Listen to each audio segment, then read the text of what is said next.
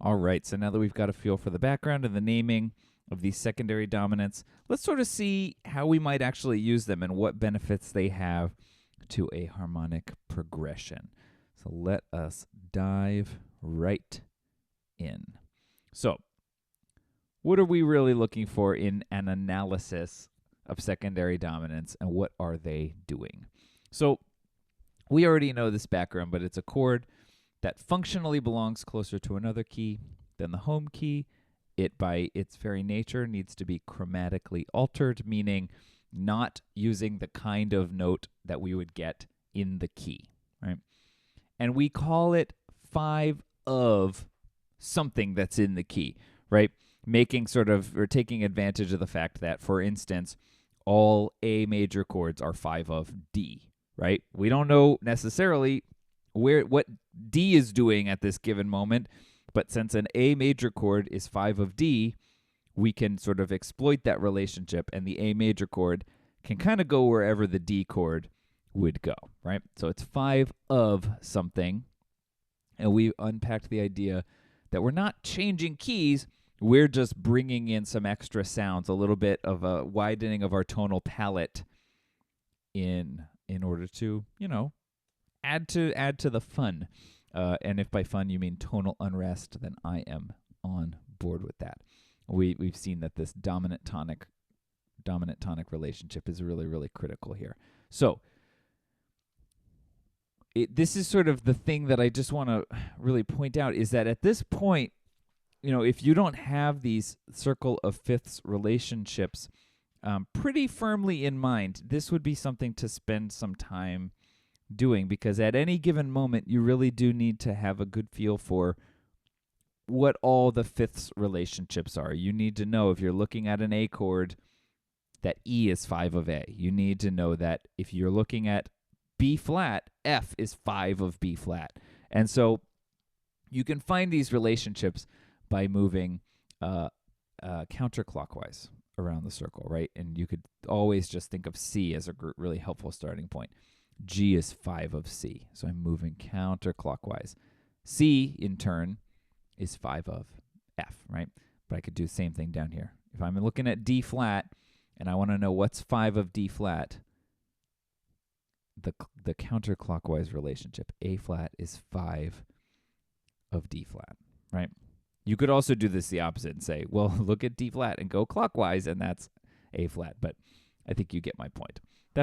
I'm going to just point out, that's the weakness of any clockwise, counterclockwise, is if you just restate the point, you get my point. Okay, so let's see if we can put some of these circle of fifths, clockwise, counterclockwise relationships in play and see what we actually get out of using this stuff. So let's first take a peek at the way that secondary dominant relationships, or chords, can strengthen or highlight things that are already big picture ideas in the music we're looking at. So we want to sort of highlight some existing relationships by deepening how we experience them through the strength of dominant tonic relationship. So to look at this, we're going to be in the key of G major. And if we just take a peek here, first of all, I want to just point out, the beauty is that in a major key in particular, it should be fairly easy to find where there is a secondary dominant. Now, I've analyzed this for us already, but without even seeing these Roman numerals, just by scanning the music, we should notice the C sharp here and the D sharp over here. That should sort of jump out at us as a pretty noteworthy moment. So that's always nice. So let's sort of say what it's actually doing. Here we are in G. And what we want to hear is that we're moving towards a half cadence here, right? We're going towards a D chord, which we know is an important stopping point because it's 5 in the key of G. And we could have very easily gone 1, 6, 4, 2 with a C natural to 5. And that would be a perfectly wonderful half cadence, right? All root position, 1, 6, 4, 2, 5. That's great. Nothing wrong with that at all. But this half cadence is going to be even more strengthened and noteworthy, and I love the wording I used there, more resolute with this dominant relationship, the secondary dominant relationship. And if we look at this tenor part, we can see that the tenors are driving this through the newly added leading tone motion to D. We're in the key of G, so we're used to the only leading tone motion being F sharp to G, but this C natural to D motion, that's leading tone motion to D. And if you think about that tenor part, here they are pushing to D, right? Like that's really moving us pretty strongly in that direction. And that half cadence has a definite amount of extra weight to it because of that motion. Right? But as we've seen, we're not changing keys. We are still very much in the key of G. Let's keep going here and see what we get. Oh, yeah. Now, what happened here? We used a little bit of deceptive motion, which I'm sort of in the past. This is past me, where I was still sometimes calling it a deceptive cadence, but deceptive motion, 5 to 6, right? So if I went back to this 5-4-2 chord and played this, I'm gonna do something pretty typical and go 5 just to 5-7 here, leading to this deceptive motion. So 5, 5-7 to 6, and that will sound perfectly fine. So here's the half cadence to 5-4-2, 1-6, 2-6-5, 5 to 5-7. There's nothing wrong with that in terms of a half or a deceptive motion. The 6th chord still sounds oh so good. It's wonderful. But the leading tone motion, look at the bass. D, D sharp to E, D sharp E, leading tone of E, right? Pushing us to 6, this 5-6-5 of 6. It just makes that deceptive motion so much, in many ways, more organic and just more dramatic to my ears. 5-4-2, 1-6, 2-6-5. Here we go. Right? And then from the 5 chord, I just love it. It makes that E minor chord shine so much. That deceptive motion, it feels like we're really committing to motion to 6 there. Right? So do you see how these secondary dominants, and in particular the leading tone motion that it gives us, can really highlight and put these really important relationships, half cadences, deceptive motion, in a very prominent light. So that's one major usage of secondary dominants. But sometimes we don't want to strengthen things that are already there.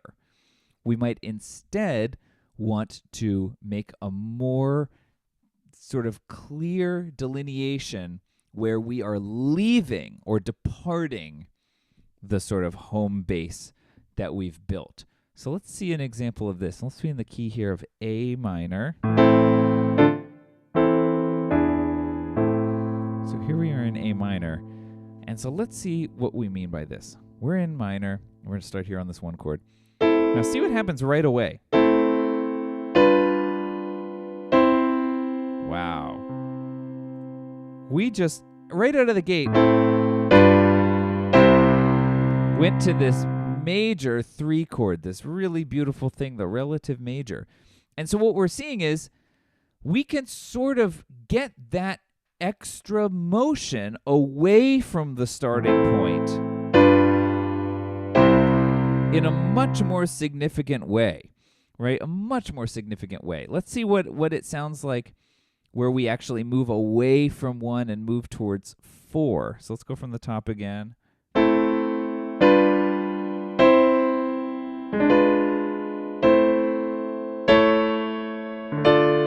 Don't you love that move to 4? The thing that stands out to me about that is that we've got... Well, let me go back. Let me make sure. Sorry. Yeah. I don't have anything to say about that move to 3. It's beautiful. It seems like there's no accidentals here, but it still is going to feel super, super strong because we wouldn't normally have a 7th chord on G. We wouldn't normally have anything on G natural. Sorry, I forgot to say that. Remember, G sharp is the chord, or is the note that is much more typical for us in A minor. This G natural, doing a dominant 7th chord on G natural, is pretty different from how we usually use the note G in A minor.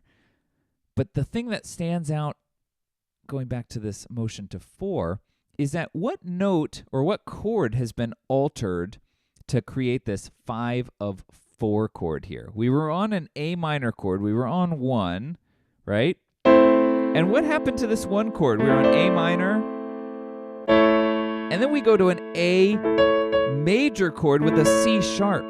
That's real departure there, right? Because it's the actual tonic chord which is being altered with this C natural, the one we expect, to C sharp, pulling us away from A minor. But as we can tell by this cadence, not leaving A minor, just giving that stronger sense of departure from our starting point, right? So I hope you see how this is slightly different from what we were looking at on the last slide, where we were really strengthening these existing relationships. Here it's all about pushing us away from the home base without leaving the key in a more significant way, whether that means in a minor key, using the flat 7, G natural, moving to C to get that relative major relationship, or altering the minor 1 chord with a C sharp to push us to 4 before acknowledging that we've been in A minor this whole time. So those are just some of the amazing uses that secondary dominants have. We'll explore all these different sort of nitpicky details, but I hope you can see the way that even though these are functional chords, they are really expanding the palette of colors that we can use, right? So that's our start with secondary dominants.